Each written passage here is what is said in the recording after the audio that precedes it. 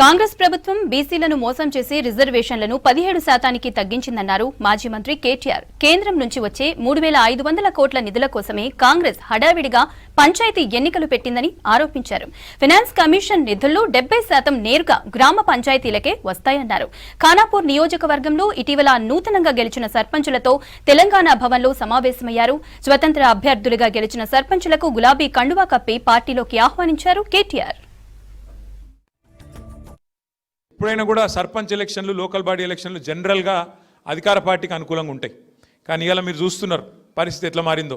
విజయోత్సవాల పేరు మీద జిల్లా జిల్లా తిరిగినా కూడా పంచాయతీ ఎన్నికల్లో ఎన్నడూ ఏ ముఖ్యమంత్రి చేయడు ప్రచారం. సర్పంచ్ ఎలక్షన్లో ముఖ్యమంత్రులు ప్రచారం చేయంగా ఎప్పుడైనా చూసినావా? ఎవరు చేయరు జనరల్గా. కానీ ఈ ముఖ్యమంత్రి కాలికి బల్బం కట్టుకొని తిరుగుతున్నాడు.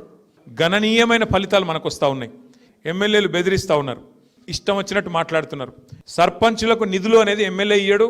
సర్పంచులకు నిధులు అనేది ఎవరో దాన ధర్మాల మీదనో వాళ్ళ ఇష్టాయిష్టాల మీద ఉండదు. నేను ఇందిరమ్మ ఇల్లియా, నేను ఫలానాదియా అంటే మీరు వాళ్ళకి చెప్పాల్సింది ఒకటే, నువ్వు ఇచ్చేదేమీ నీ సొత్తు కాదు, నీ రాజ్యాంగం, బాబాసాహెబ్ రాసిన రాజ్యాంగం ప్రకారం నా గ్రామానికి నిధులు రావాలే, ఎట్లా ఇయ్యవు నువ్వు అని నిలదీసే హక్కు మనకున్నది.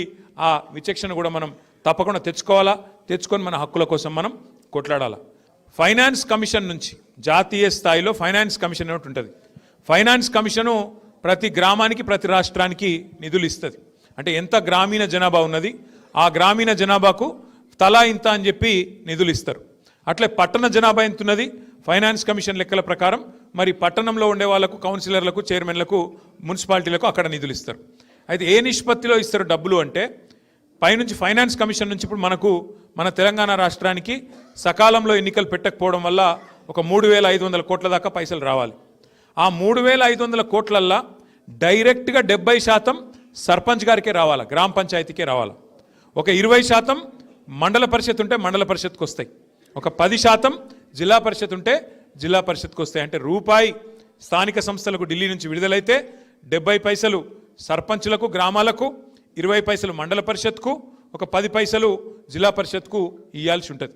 ఇది మీ హక్కు. ఇది వాళ్ళెవరో వీళ్ళెవరో వాళ్ళ ఇష్టానికి అనుగుణంగా చేసేందుకు వీలు లేదు.